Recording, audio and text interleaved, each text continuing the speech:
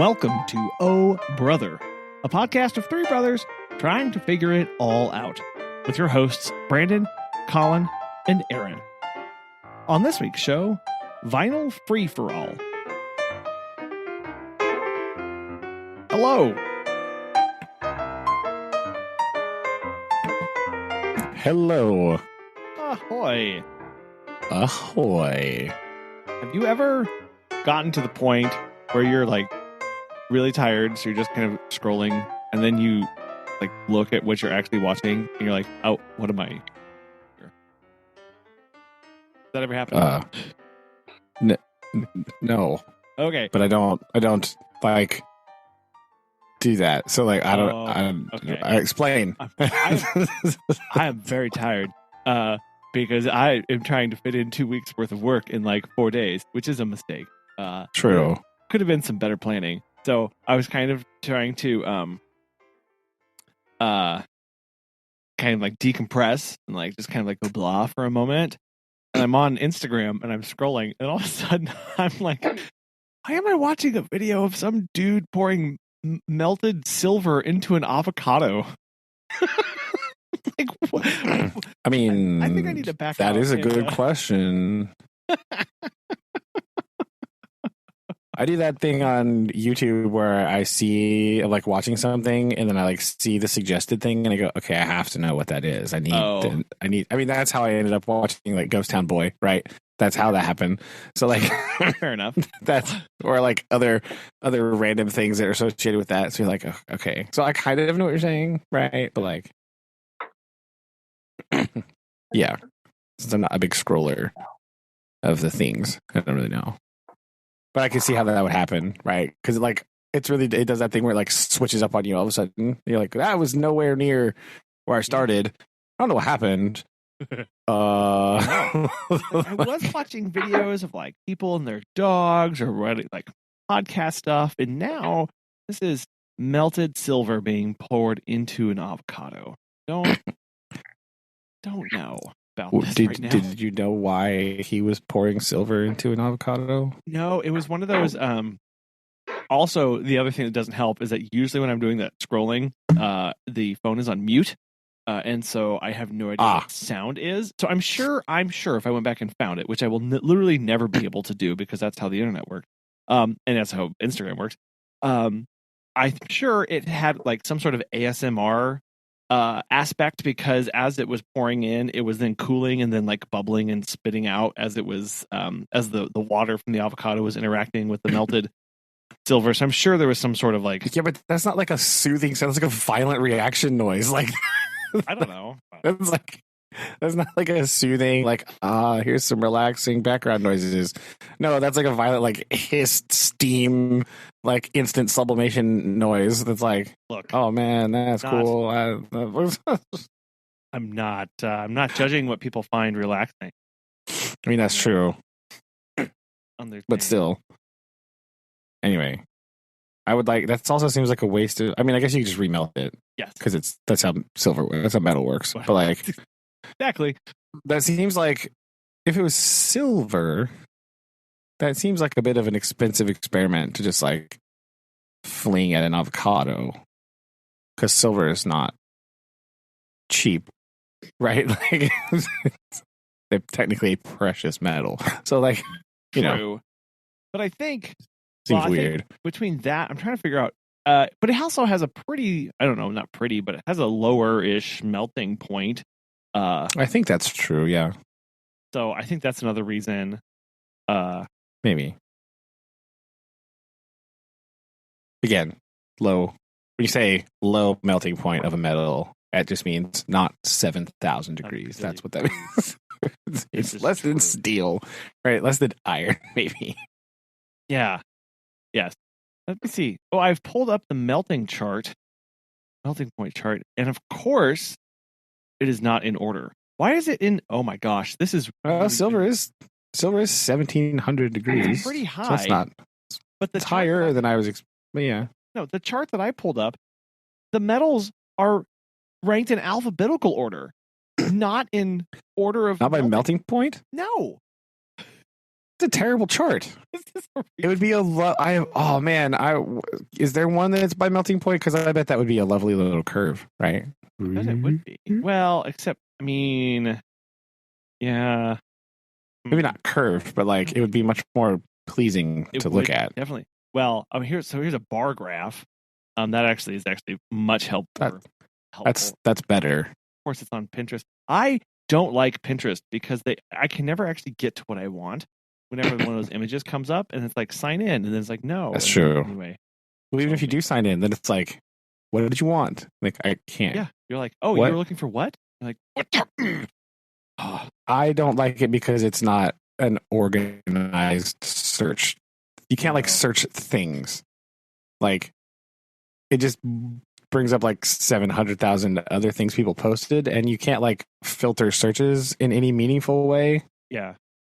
And so you just get like stuff.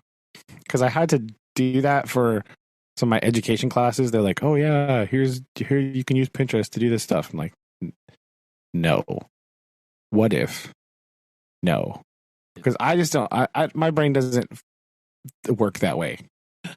Right? Like I can't. If I'm searching for something, I want the thing. Uh-huh. You know, not like 20 tangentially related things that are not in order, and they're just like everywhere. I don't want that. Oh. It's okay. Here you go. Here's an analogy for you. This might not make sense to literally anybody, but it's like going into a Barnes and Noble versus going into a Books A Million. You know what? That is a reference that a large chunk of the population. No one's going to get that. No one is, because I think the proportion of people who have been into a Barnes and Noble or a Book A Million, let alone somebody who has spent any appreciable time in both of them, to have understood the difference in organization or lack thereof in Books A Million's case. It's just like, here's literally 1 million books on the shelves. Have fun, losers. Like that's what it feels like when you go to that store. It's just like, or okay, it's like I don't know, like a used bookstore. Yes. Versus a flea market. Yes. Right? That might be more useful. Like a used bookstore, usually they're quite curated and they have everything like put in certain areas. And then like a flea market where it's like boxes full of books. Literally. That's what Pinterest is. It's a flea market book bin where you have no idea what's in there. It's just like a big mystery. But what I hear from it was just like, oh, I heard you want books. These are technically books, but it's like a book. And one of them, you're like, I'm pretty sure this is a scroll, and they're like, it's close enough to a book. I think it has paper, and you're like, this is not helpful at all. Yeah, no, it's just like this is the worst thing ever. I don't want this. Get out. No, I discovered. Also, this chart is very beautiful. You're going to have to post it somewhere for the viewers to see. It is as beautiful as I thought. And silver is definitely on the far left-hand side. It's very low down. I think definitely below 2,000 degrees. Definitely below 2,000. So my only other thing is I assume it's silver, but it very, very easily could be lead. It probably is lead. It's probably lead for this kind of thing. Now that lead I see where melts at like no temperatures. Yeah, it's like much more reasonable temperatures for that. You see like a lighter and you can melt some lead. Pretty much. Well, you hold it in your hands and breathe on it. Yeah, you'll be like, oh, yeah. Here we go. So yeah, I think that is.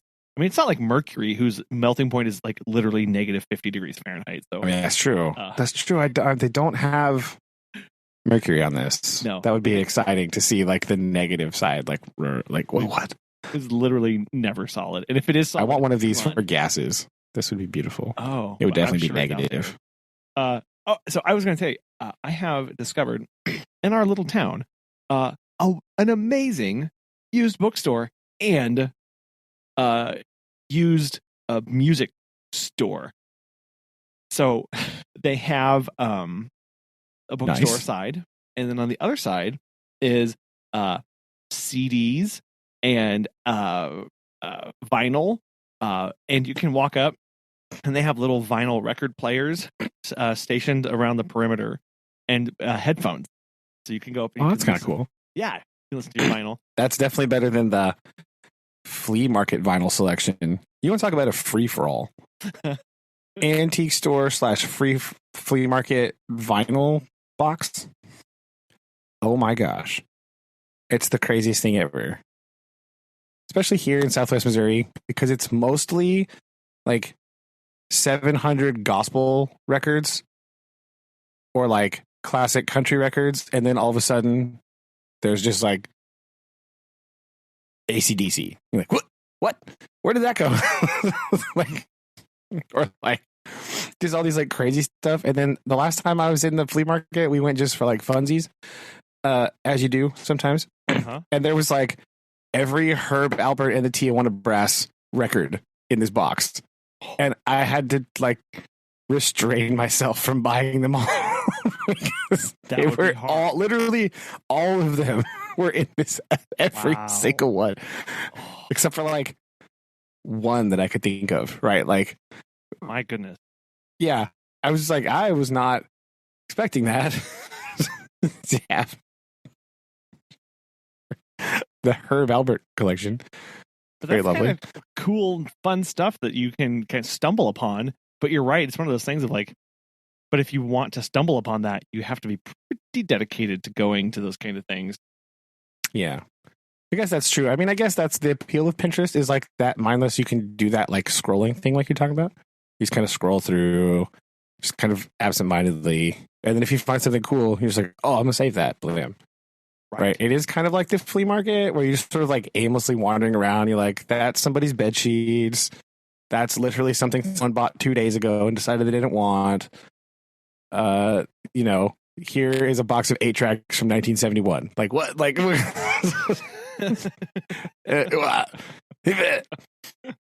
like, here is a typewriter. Like, oh, that's really cool. Here's like a world atlas from like 1937. And then, you know, right next to it's like, here's someone's grandma's ugly dishes that nobody wants. Nice. Yeah. See previous episode where we talked about stuff and organizing. True. But it apparently Pinterest is actually super good if you are a business selling things. Pinterest gets a ton of traffic, and I guarantee you it's because, and people be like, wow, Pinterest drives a lot of traffic and they get a bunch of clicks and views.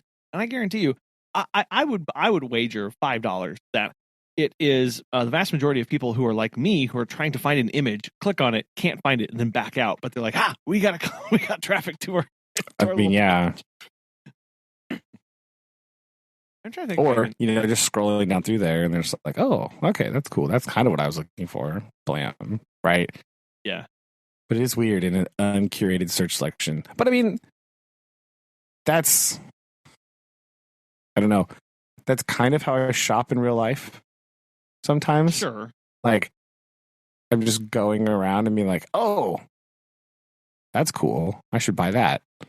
Yeah. Right? Like, very impulsive, like, with certain things, you know? Just like, oh, I'm not a person that sits down often. There are examples.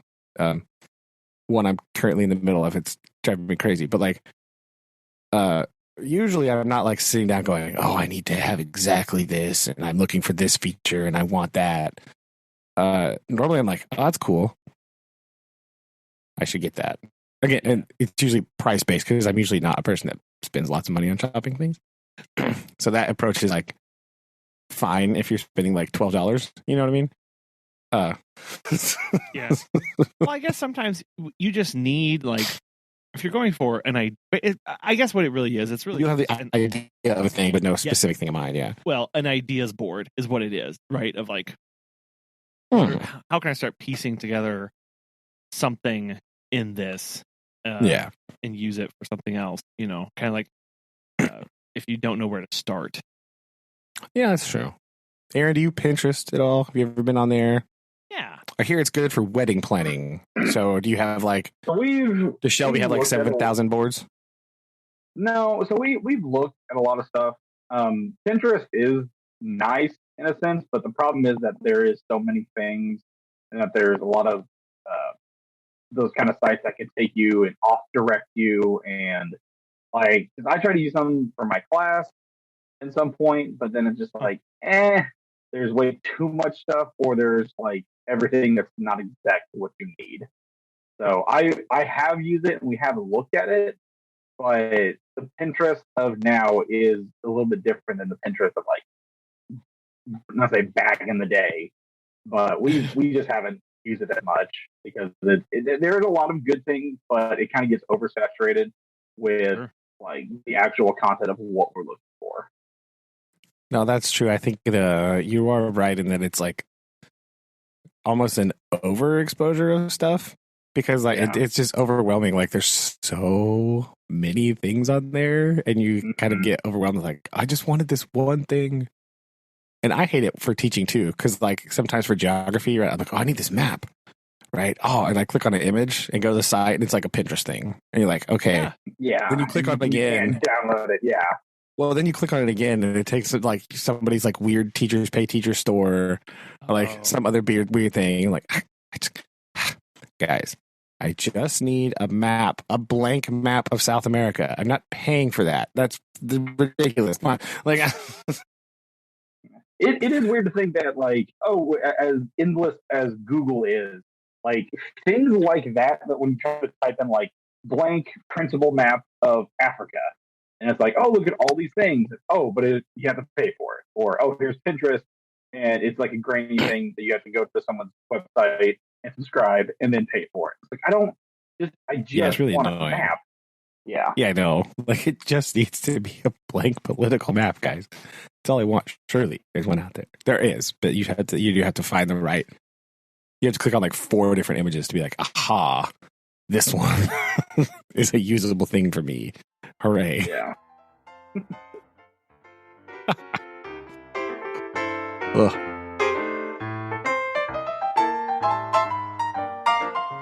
Sorry, I am updating my profile picture on my Pinterest account that apparently I have. Well, there you go. How exciting. I don't know. It should be a picture of you scrolling Pinterest. It's now me drinking out of a coffee cup. There you go. Huh. Man, I've not been in here in a hot minute. My goodness. Oh, I know. I think I technically have one because I think I had to sign up for like a college class and I never deleted it. Oh. I probably don't know how to sign into it, but I know it exists. I've been on there before. And it's just like a bunch of random nonsense. I don't know. Yeah. Anyway. Pinterest. Yes, it is a thing. Susan loves it. She uses it for like recipe stuff. You know? Oh, yeah. So it's really good for that. I've been reliably fed for the past like literally every year of our marriage because of Pinterest. So like, I can't,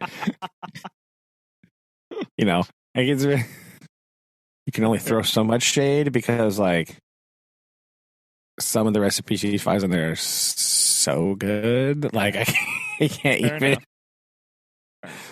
So it's really good for recipe hunting. That's true. Because that would be a good way to use it, right? Like you just look at the picture of the thing and the one you want, you click on, and there's the recipe. Boom. Done. That makes sense, right? But like trying to use it for like some certain other things, it's like so impossible. Like I don't.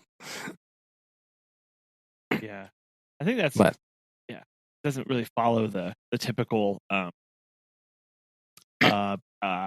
like search engine, right? Search like engine. Yeah, formatting. Exactly. Yeah, it's not how it works.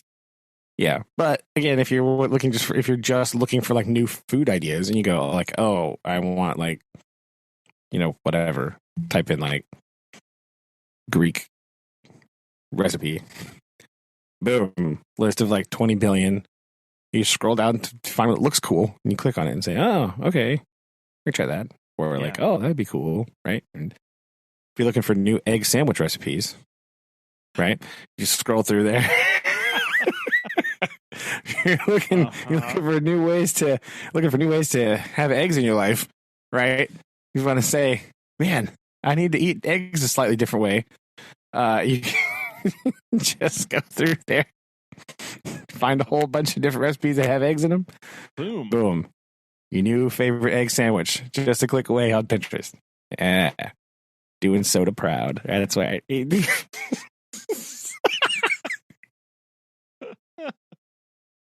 Oh man.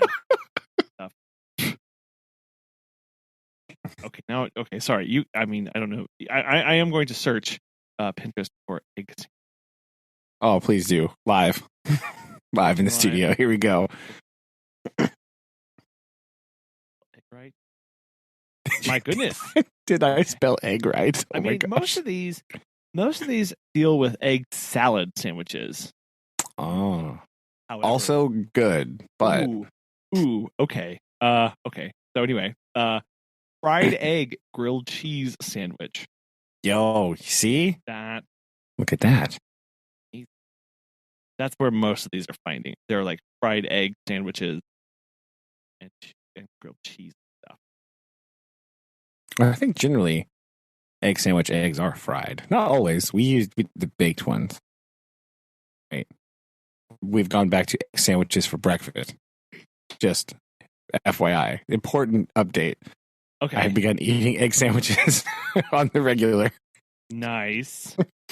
So like when I say we, Susan makes them in like she like bakes them in this like it looks like a muffin tin but giant. Right? And you put the eggs in there and she bakes them and then we put them on little English muffins and then just like throw them in the fridge and then in the morning you just take them out, throw them on a little panini grill thing or whatever. Boom. Done. Sure. It's awesome. Fantastic. So, there you go. Excellent recipe. Highly recommend. Yeah. It's great. We just keep it in like a 9x13 pan thing with like a lid on it, you know? Because we make a whole bunch, and then cause she's been eating them too, and we just take them out, throw them on there. Done. Channeling your inner pony boy. Yes. And crew.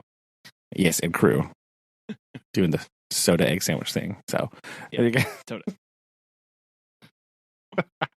Man, have you guys been watching much of the Olympics these days? Yeah, the past couple of days I have because I didn't have to work yesterday, so I have been sitting down at night, sort of watching them. I watch them in the morning a little bit, like while I'm drinking my coffee, because there's generally nothing on in the morning to watch at like 6 o'clock. So, so I've been watching some of that. That's what. So I have. Airman, what about you? Oh, excuse me. Not really. I watch the highlight stuff online, but we don't have like TV, so I can't sit down and like watch it. But I've definitely been catching up with the highlights thing. Oh. Yeah, we had to. We paid for a NBC's Peacock Plus, which is an awful name. I don't. Yeah. You know. Anyway, whatever. And yeah, we've been watching the highlights. They have these feeds. They're not for every sport, but they're they're just the video with none of the commentary. And that's weird. Love these so much because right? Like there's just a camera. There's just the cameras there that they just send the feed out to all the news organizations, and they talk over it, right? Like there's like NBC. Well, yeah, that's true. I guess there. CNN's cameras aren't there. Yeah, it's the Olympic cameras or whatever. Exactly, and so it's just that, and somewhere down the processing line, they're going to have things to talk over them on, but instead you just get like the audio from like the ice rink or finding some of the ambient sounds too. It is really cool. Like what sports have that? So far we have seen it with mostly ice skating. And then we did see one with some of the ski jumps. And then there's one with snowboarding. Snowboard did one. Okay. And they're just really random. And what I think may happen is they may put that up immediately once it goes live, and then they may come back and process it, take that out, and change it back out for something. Because I haven't been able to re-find a few of them. So yeah, well, yeah, it might be like if it's something that's on like at a weird time here. Yeah. And then they're going to show it like it's the live version. And if they're going to broadcast it, like, in an hour or two, they might just like throw it up so you can see it. But I think a lot of Olympic sports are so bizarre that I some of them, it would be really bad if there was no commentary, because I'd be like, I literally have no idea what I'm watching right now. I can't like sometimes the commentary in these like really esoteric sports that I have no context and I only see them during the Olympics. It's really helpful to have the commentary because I literally don't know what's happening. Now, I find that that happens to me more often in the Summer Olympics, right? Because the Winter Olympics just like doesn't have as many events. I feel like the event count is way below the Summer Olympic one. Oh, yeah. It's just like 12,000 different versions of figure skating / ice dancing, and then like some other stuff. But like, so it's not quite as bad, but I still feel like it would be very helpful to have some commentary on a sport that I have never seen before. This is true. And like some of the particulars about like, the like the large or the normal hill ski jumps, of like their base. It's not all about distance, right? Like they get plus or minus points depending on the wind direction and stuff. Yeah. And so they have to overcome that with different distances. And a lot of this stuff is, you're right, like maybe not the mechanics, but a lot of the back end calculation, like ski jumping. Sure, you go down a big hill and then you jump and see how far you go, but also I was watching that it was this morning, I think.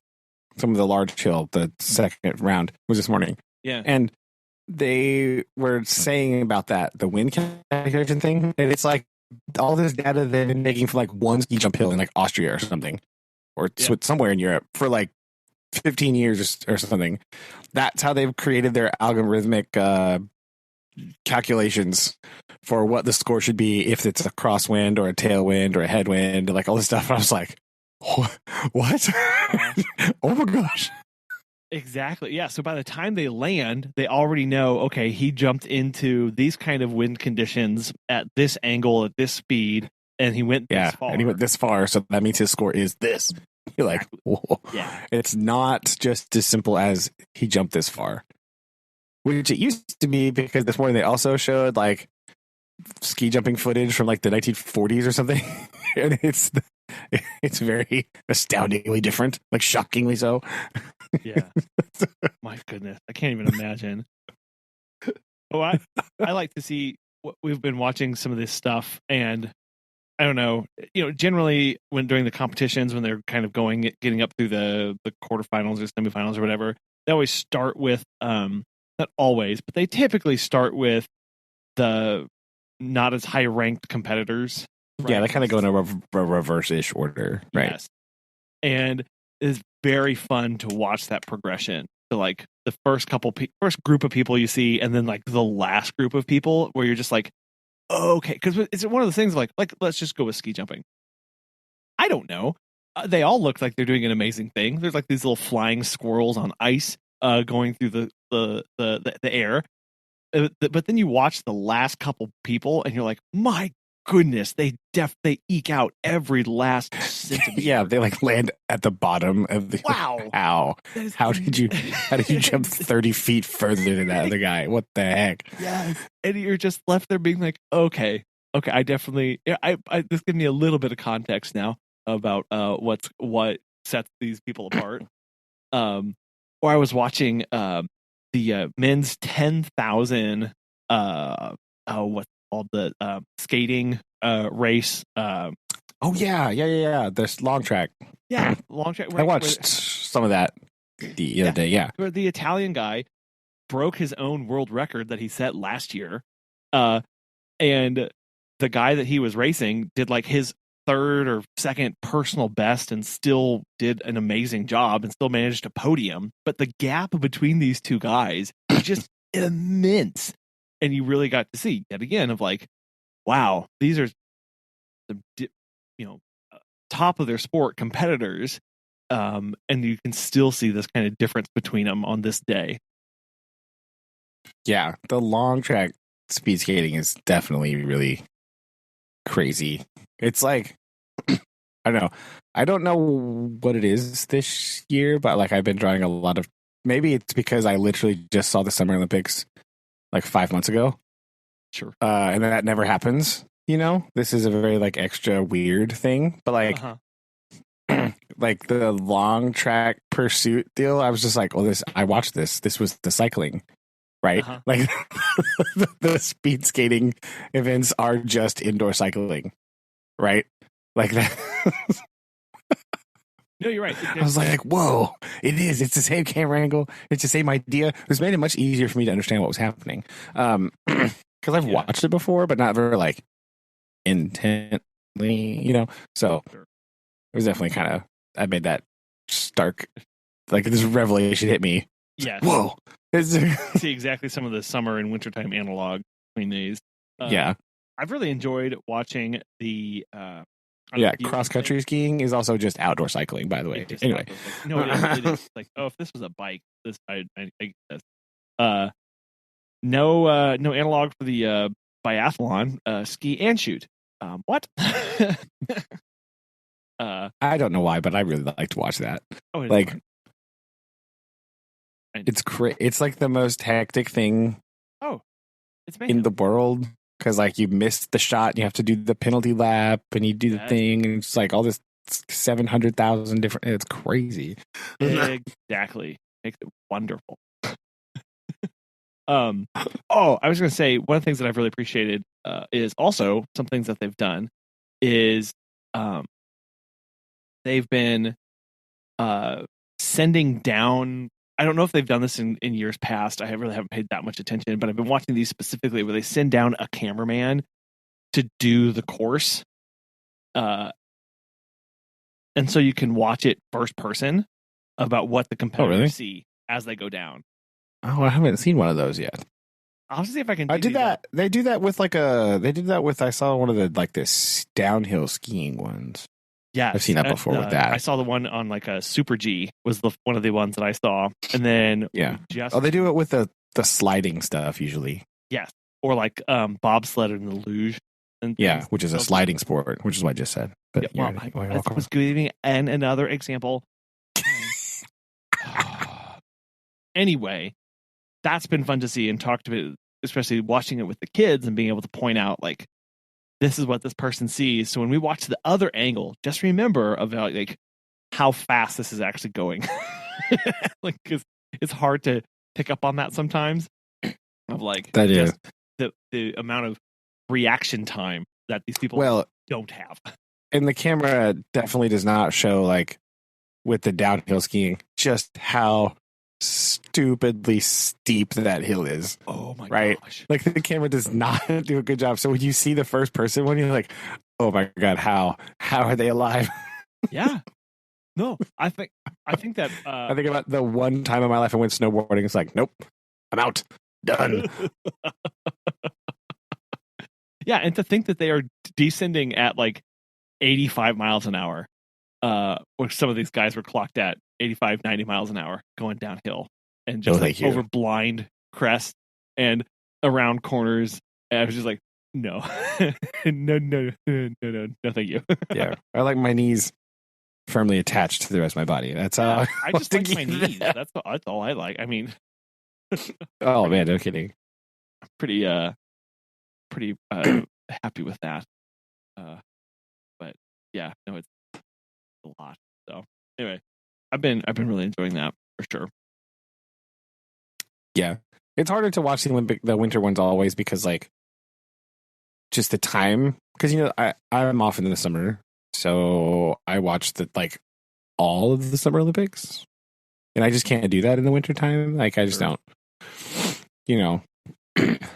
And there's I just don't really like figure skating, and I can't always. Sometimes I just don't want to watch it because that's all that's on all the time. But so it is sometimes harder just to watch it because of the timing stuff. But it's. I've been trying to watch it more this year because there was normally I really like Olympic things. We discussed this a few months ago, obviously, and but I guess they keep mentioning the last Winter Olympics in South Korea or whatever. I think I just didn't watch literally any of that because I keep forgetting that it happened. And I don't know what in the world I was doing. I don't know what was going on, but I don't know if I watched any of it. I can definitely tell you I have no memory or recollection of the last one. So I don't know what happened. And I don't know why I didn't watch it. But I don't think I watched any of it. Which is just really strange for me to do. So I don't really know what happened in my life. Aaron, did you watch it, the last one in South Korea? Do you remember this happened, or are you like all of us and be like, I remember it happening, but as far as watching it, I don't recollect. But that also brings me to kind of a thought of in your mind or in your eyes, is the Winter Olympics popular? I know that's kind of a weird question, but when you think of Olympics, my thought always goes to Summer Olympics. But the Winter Olympics is always, to me, is always kind of overshadowed. But it's fascinating to watch, but at the same time, it's I can't get into this sport. I'm sorry, but watch someone swimming, and it's a different vibe. No, I think you are correct. I feel like the Winter Olympics is always less popular, at least in the United States, than the Summer Olympics. I'm sure that's very different if you live in Sweden or Norway, right? Where you've won, your country who's won 7 million Winter Olympics gold medals and 2 Summer Olympic medals. So, true, yeah. But I think so. I find that there's a lot more. I don't know, but I agree with you. I generally like watching the Summer Olympics more. And I don't know if that's because it is summer and I have time to enjoy it. Maybe that's just a me personally thing. Or, I don't know, this summer I definitely did. And I really enjoyed watching it's also a variety thing. Right? I feel like in the Winter Olympics, there's only a couple different kinds of sports. Yeah. And there's just there's a whole bunch of cross-country skiing. There's a whole bunch of figure skating. There's hockey. Yeah. There's, there's downhill skiing / snowboarding, cross-country skiing. Freestyle skiing. What? Yeah, but it's downhill. That one's crazy though. When you actually sit and watch it, how does what? Yeah. Without going into all the different kinds. I know I'm overgeneralizing, but I feel like in the summer there's lots of I don't know. There's track and field. There's the rowing events. There's the cycling stuff. There's the indoor cycling stuff. There's the swimming. There, all that stuff. So the gymnastics, the crazy, weird, random things like rock climbing, which I really enjoyed watching this summer. Oh, plus the archery, and then you've got the dressage, which is weird to see in the Olympics. The horse thing is I still can't believe that they don't give the horses medals. I'm still a little upset about that. But there's no there's no winter I think if they did something like a winter like pentathlon, that would be really cool. Yeah. Something that's like bigger, like there's a whole bunch of like encompassing multiple things, or like, I don't know. Because like, I'm not taking away things from the Winter Olympics. Like sliding sports are insane, right? Like I like watching bobsledding. You know what I mean? Because it's just, that's the craziest thing in the world, man. Like what the heck? But again, I think the number of sports that you do in the winter, there's just less of them. You know what I mean? Because you're very constricted by the temperature and the environment, like the snow and ice thing. There's only so many sports you can do in that. Whereas in the summer, there's like, it feels like, again, I don't know if this is actually true or just my like perception, but the variety feels bigger in the summer.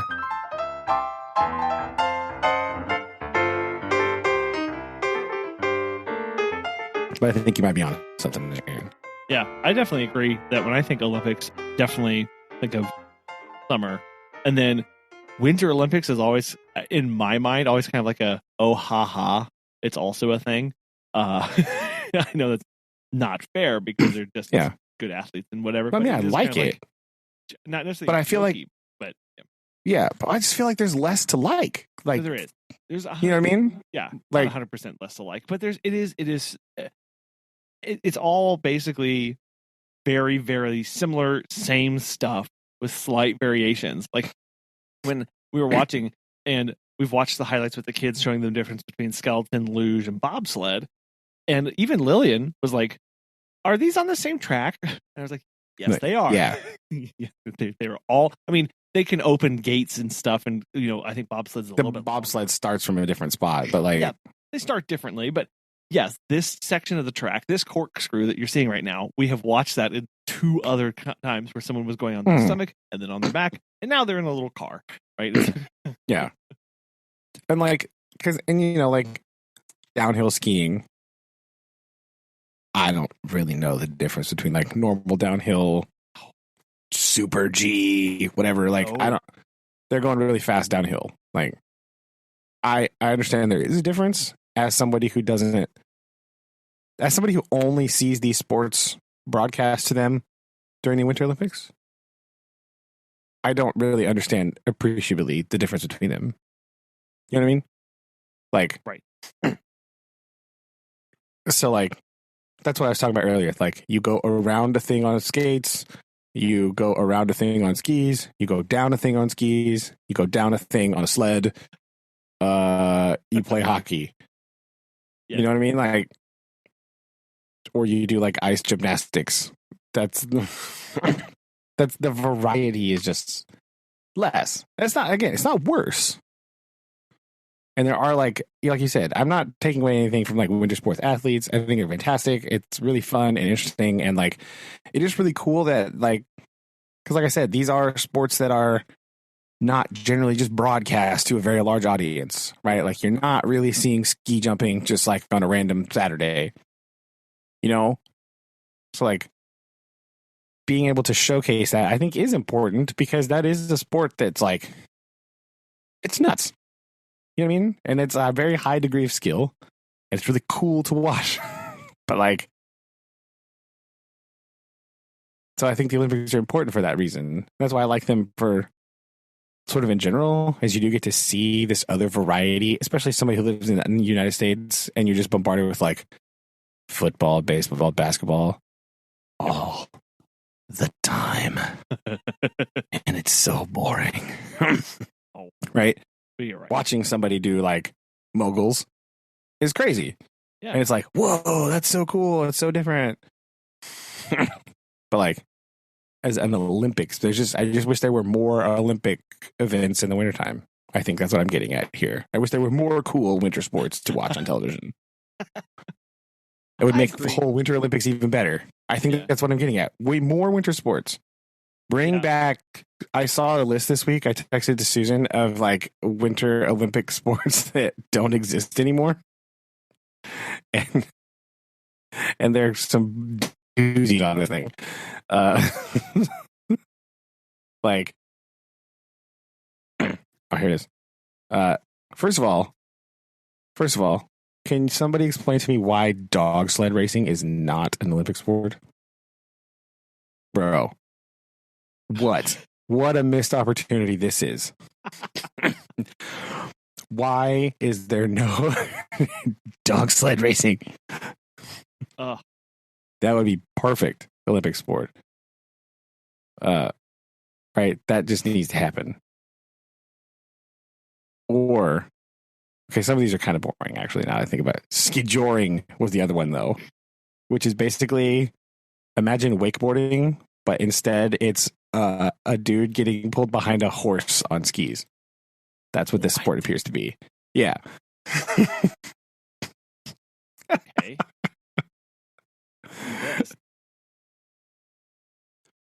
And snowshoeing, right? Imagine, like, that'd be like the long distance event. That'd be cool. Yeah.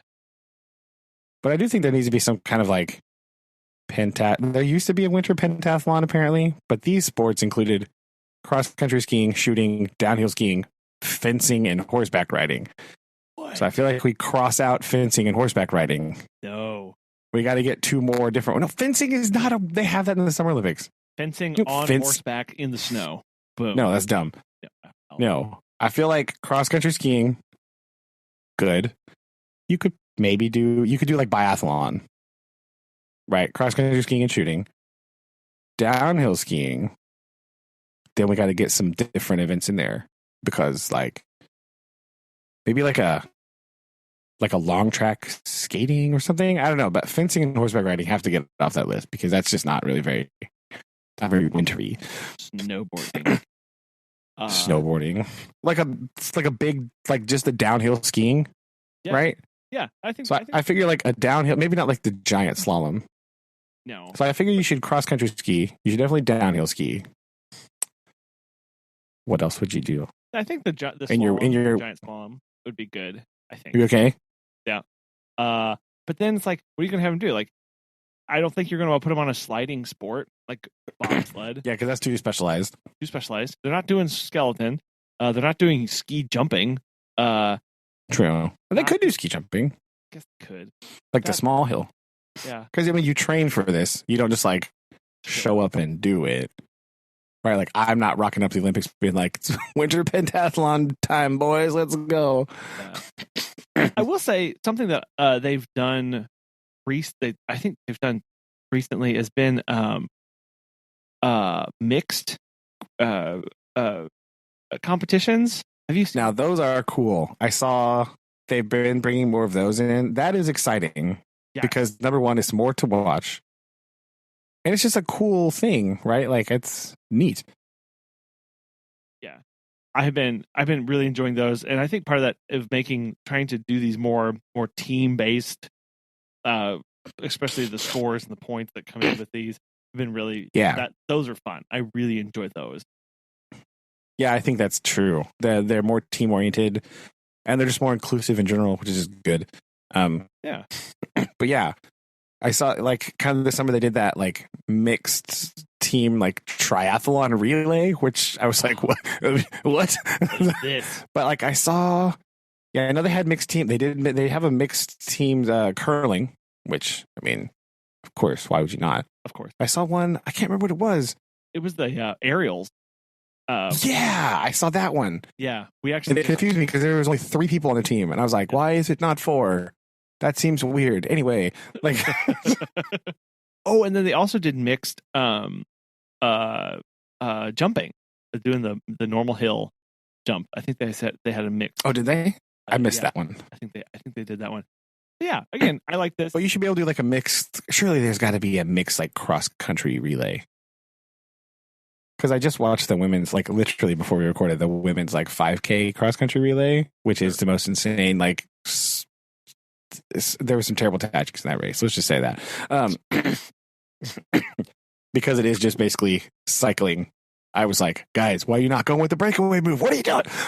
It's too short to let them sit out there in front. Anyway, I guess. Not that we were telling them how to do their job. No, I can't. I'm not, because I can't ski, remember? So, like, I'm not going to tell Sweden how to ski, all right? I'm sorry. I I would never do that. Yes. No, that would be some bad news. But I mean, that would be another good opportunity for a mixed like event, which would be really cool because those big relay team events are really cool, right? Like they're super intense. Like they're like some of the most intense events in the whole thing. Are those like big team, like you said, the big team aspect where everybody's doing? I think it was like it's like that whole thing. So like they're real tight, they're real intense. It's mixed for interesting sports watching. You know what I mean? So I think those are good opportunities to expand your winter sports lineup. Still thinking about this pentathlon thing. IOC, we expect our check in the mail. True. You know, I am still waiting to hear back from. Oh man, my brain just went completely silent, dead on this. Wow. My goodness. Anyway, Hallmark. I'm still waiting. Oh right, yeah. Anyway, so yeah, that's an old episode, man. Come on. Maybe I should. We're waiting. Follow up them. That's true. Oh, I will say also, one thing that they are trying to do, at least I've noticed, is they're having the commentators in there where they're not just like the boring like sports reporters anymore. They're like the people who normally report on snowboarding or whatever, who do like during the other season. I don't know if you've paid attention to this. Yeah. Right. And we were watching one, and my goodness, this guy's definitely used to like talking over like the X Games, the way he was coming out at it. And it just threw me off because I was like, that's not how Olympic reporting is supposed to be. And he's like, yeah, it is. That's literally my favorite thing about the Summer Olympics is Rowdy Gaines' swimming commentary, because like nobody gets as excited about swimming as that man. Right? He's just like literally screaming at like, oh my God. Like exactly. That's what you need in commentary. That's how you get excited. You need that color commentary to get you going, right? Well, I think it's important to, and I like how they're bringing in more people who are like actually know what the heck they're watching too. That's because I need their expertise. Exactly. Yeah, and who do this, who commentate and report on the sport during other times of the year. Is very helpful too. Yeah, because they know about like. I noticed that like apparently these NBC people have been commentating on some like other cross country skiing races because they were like really talking about like the strengths of like all these people. And, like I think that's cool that you know who these people are, and you can communicate to me that this is a big deal. That like they're in third. Because I wouldn't know that otherwise.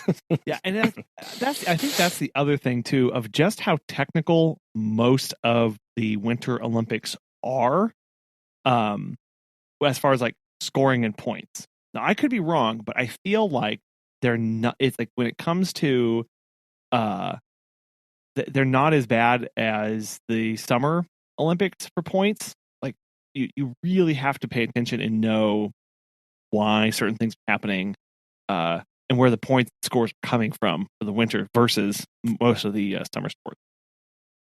Yeah, no, that's true. Because there are some of them are like just really strange. Like again, the poster child for strange Olympic sports, the biathlon. Uh-huh. Like what? I need to know about these things because I don't understand what's happening at the time. Like, I mean, I've watched it enough now that I know because I always tried to watch that sport because it's just so fascinating to me. Sure. Like, little tiny things make huge differences in there, and it's crazy. But like, yeah, it's very nuanced. I think a lot of them are much more nuanced. So there's like these little teeny things that happen that make it just crazy. So, yes. I'm going to come up with an official submission for winter pentathlon. I'm going to think about this because I'm having trouble here. We're going to watch some more Olympics, and I'm going to come up with something. Aaron, what do you think? What would you suggest? for a winter pentathlon edition. What do we need to add? I feel like we need cross country skiing, downhill skiing, and like some sort of skating, like speed skating event. That's 3. What else for? I think you ever seen those videos where people go and they like skate on top of like a lake in like Norway or something, and do like some what is it called, like outside like skating, like on like legit ice, not fake ice or anything like that. So do like some mountain skiing or some mountain skating, sorry, and then let's do some good old pond hockey. Let's get some mystery laughter in here, and just have a bunch of things, people outside, just skating and playing some just like bruiser on bruiser hockey and call it a day. That's what I think. I will say another thing on this list. Hold on, let me pull it back up here. I closed it down. Another sport that is no longer an Olympic sport, and it was only an Olympic sport for a very short time, I believe. Where'd it go? Here it is.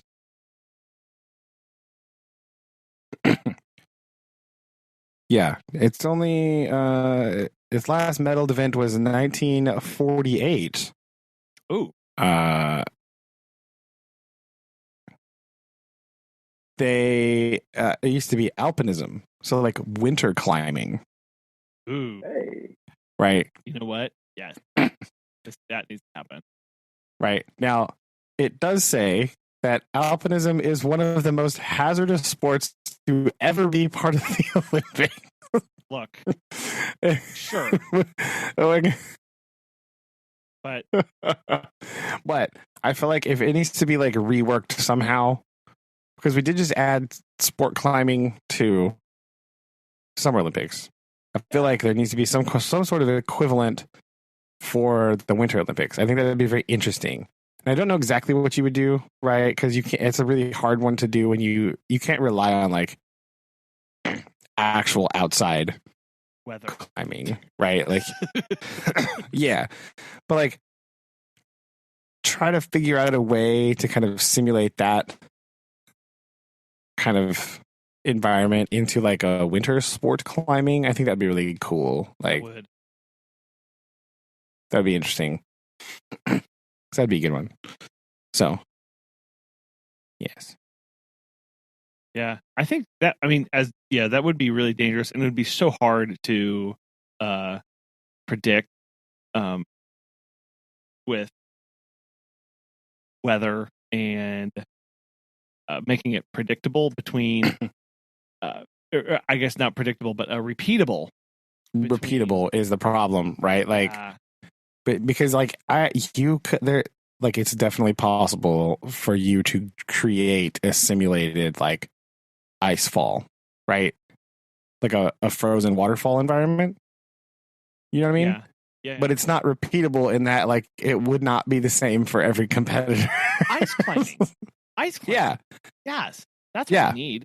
Oh. Yeah, but I mean what I'm saying is like I could freeze 30 feet of water on the side of a building. Yeah. Right?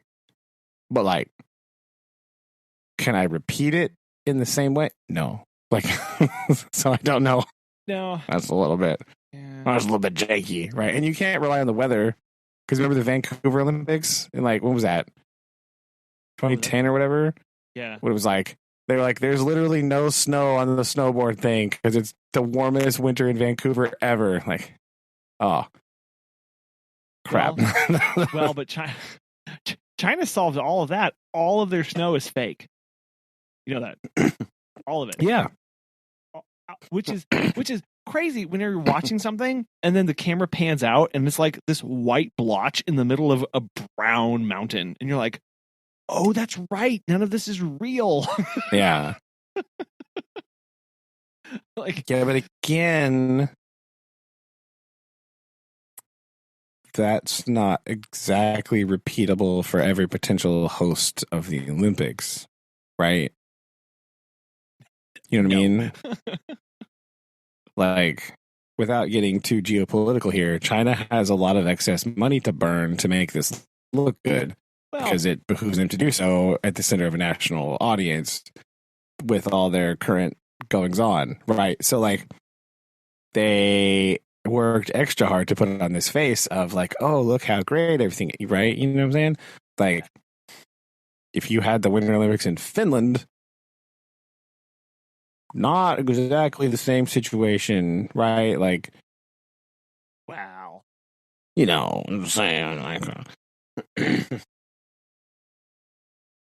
but yeah, that's the other weird part is that it's hard to have outdoor Winter Olympic events because the outdoor winters are different. Let's just be honest, right? Like, it's a little hard with the continual global climate fluctuations to have reliable snow for downhill snowboarding events. Like, that's good. And I guess that maybe why all the scoring for Winter Olympics is so difficult, because they had to try and come up with a way to make this standardized across conditions for the people who are competing. I mean, that's true too, because like it is like with like even with just something like the skiing World Cup circuit, right?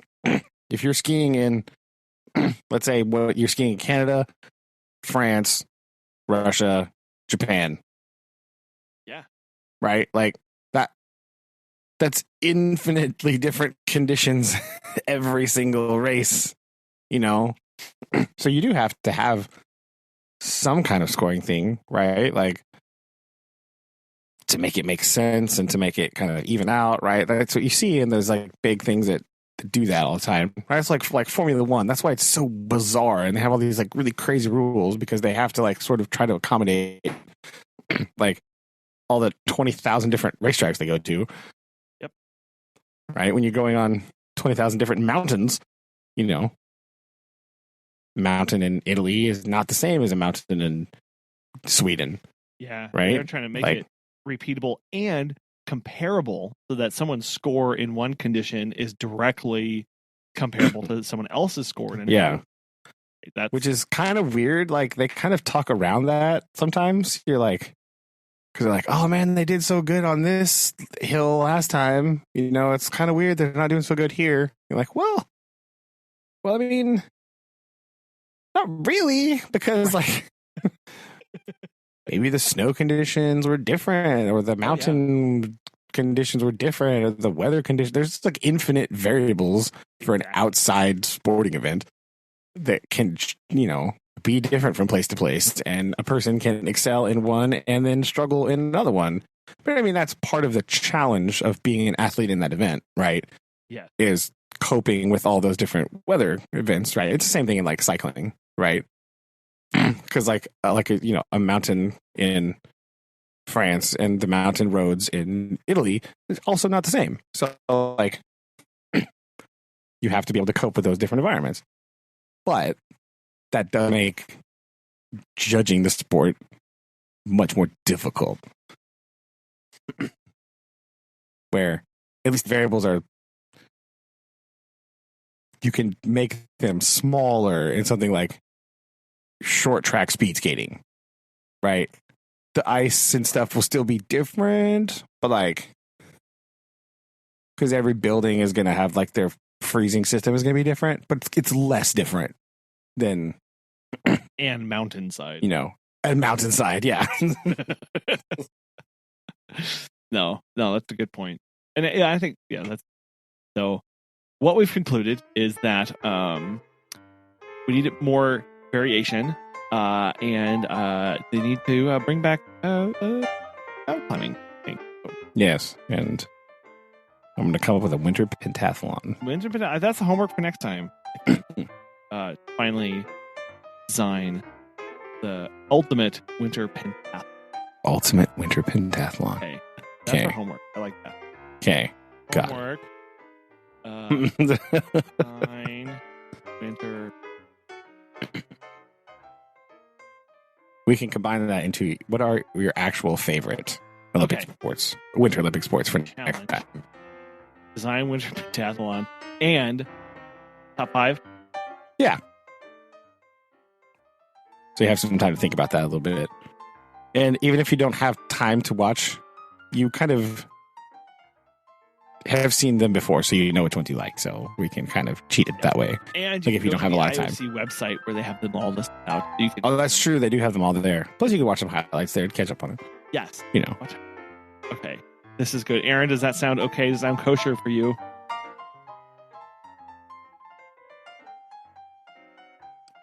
Aaron? I was sitting there with the button off. Sorry. Yeah, that's fine.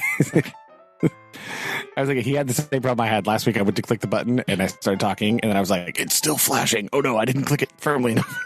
Did not do that correctly. Yeah, I did it wrong. It's all right. Yeah. All right, sweet. I like it. Look at that. A semblance of a plan. Unless Kablam. plan, challenge accepted. We're good to go. Okay. Yeah. Well, thank you all very much. And, You betcha. We'll be a little bit for us. It'll be a little bit longer recording time, but listeners will have no idea due to the magic of technology. That's true. They have no idea that Colin hasn't left for his trip. Oh, yeah. Who knows? They'll never know. Right. Okay. Love you guys. Thank you, and we'll do this again soon. All right. Love you too. Bye. Bye.